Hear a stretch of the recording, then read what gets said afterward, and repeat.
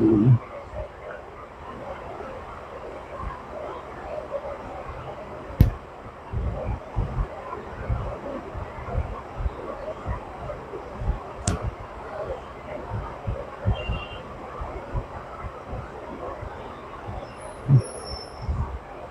शांति। आज की डेट है 17/8/2026। आज का सारे मीठे बच्चे, बाप और दादा की भी वंडरफुल कहानी है। बाप जब दादा में प्रवेश करे तब तुम ब्रह्मा कुमार कुमारी वर्षे के अधिकारी बनो। प्रश्न निश्चित ड्रामा को जानते हुए भी तुम बच्चों को कौन सा लक्ष्य अवश्य रखना है? कौन सा लक्ष्य अवश्य रखना है? निश्चित ड्रामा को जानते हुए भी तुम बच्चों को कौन सा लक्ष्य अवश्य रखना है? बाबा ने कहा उत्तर में पुरुषार्थ कर गैलप करने का, अर्थात विनाश के पहले बाप की याद में रहे कर्मातीत बनने का लक्ष्य अवश्य रखना है। कर्मातीत अर्थात आयरन एज से गोल्डन एजड बनना पुरुषार्थ का यही थोड़ा सा समय है। इसलिए विनाश के पहले अपने अवस्था को अचल अडोल बनाना है। ओम शांति, ओम शांति। ये दोनों कौन कहते हैं? एक था बाबा, एक था दादा। कहानी सुनाते हैं ना, एक था राजा, एक थी रानी। अब वह फिर है नई बातें, ये सब है नई बातें। अभी तुमको दादे से वर्षा मिलता है जिसको शिव बाबा कहते। आधा कलप वर्षा पाते हो, फिर तुमको शराप मिलता है। किससे? रावण से। नीचे उतरते आते हो, अब फिर बाप कहते दे दान तो छूटे ग्रहण। है तुम्हारी बात। उन्होंने फिर सूर्य चंद्रमा का ग्रहण समझ लिया। बाप कहते पहले पहले सतयुग में तुमको भेजा था, फिर अभी तुम ही आकर मिले हो। आगे तो सिर्फ गाते थे, उनका यथार्थ अर्थ अभी बाप बैठ समझाते। सभी वेद शास्त्र जप तप स्लोगन आदि जो भी है सबका सार बाप बैठ समझाते हैं। सारा सार बाबा ही क्या करते हैं? समझाते हैं। तुम्हारे में भी कितने हैं जो निश्चय बुद्धि होते हैं? निश्चय बुद्धि विजयंती, फिर जाकर विष्णु के गले के माला बनेंगे। एक है रुद्राक्ष की माला, दूसरी है रुंड माला। उस रुद्र माला में छोटी छोटी शक्ल होती है। ये निशानी हम आत्मा भी आकर फिर बाप के गले की माला के दाने बनेंगे। तो माला की भी है 108 की भी है, 16,008 की भी है। अब 16,000 है या 5-10,000, उनका कोई हिसाब नहीं निकाला जाता। ये मालाएं गाई जाती हैं। बाप कहते तुम जितना नजदीक आते जाएंगे तो ये सब समझ जाएंगे।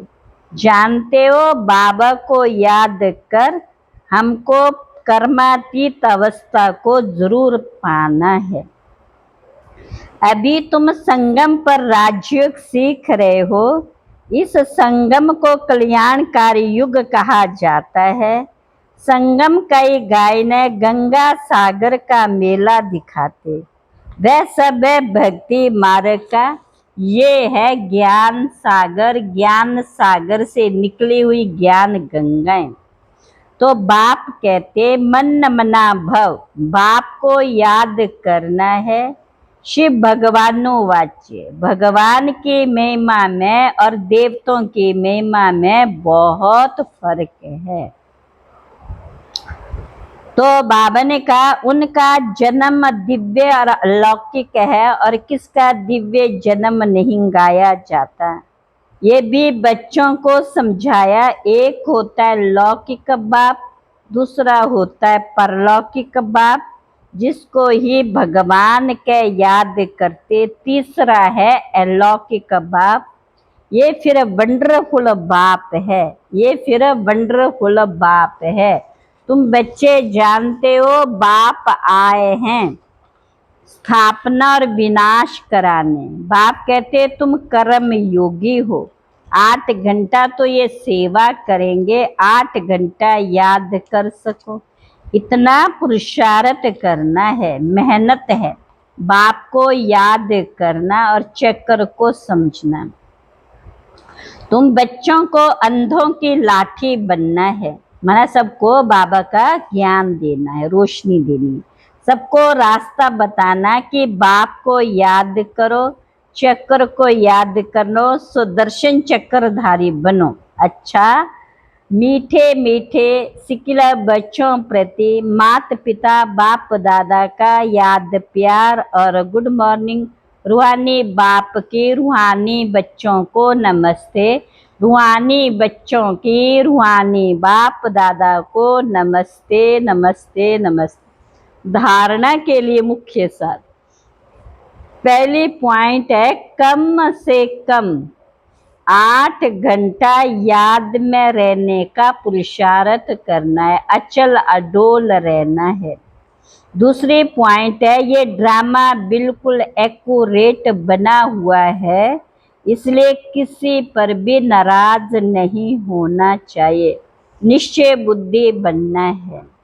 आज का वरदान है तोड़ना, मोड़ना और जोड़ना। इन 3 शब्दों की स्मृति द्वारा सदा विजयी भव। सारी पढ़ाई और शिक्षाओं का सार ये 3 शब्द है। तोड़ना क्या है? कर्म बंधन। अपने स्वभाव संस्कार को क्या करना है? मोड़ना है। और तीसरा एक बाप से सर्व संबंध जोड़ने। ये 3 शब्द संपूर्ण विजयी बना देंगे। इसके लिए सदा यही स्मृति रहे, जो भी इन नैनों से विजयी विनाशी चीजें देखते वह सब विनाश हुई पड़ी हैं। उन्हें देखते भी अपने नए संबंध, नई सृष्टि को देखते रहो तो कभी भी हार नहीं हो सकती। स्लोगन योगी की निशानी है सदा क्लीन और क्लियर। अव्यक्त इशारे, अगर ब्राह्मण जीवन में संकल्प में भी अपवित्रता अमर्यादा आ जाती है तो तख्त नशीन के बजाय गिरती कला में अर्थात नीचे आ जाते हो। कोई भी कर्म नहीं हुआ लेकिन व्यर्थ कर्म भी हुआ तो पश्चाताप के बजाय महसूसता की स्टेज होती है। महसूस होता है कि ये रॉन्ग है, नहीं होना चाहिए। वह बात कांटे के समान चुभती रहेगी, इसलिए इस व्यर्थ से भी मुक्त बनो, इस व्यर्थ से भी मुक्त बनो। अच्छा, ओम शांति।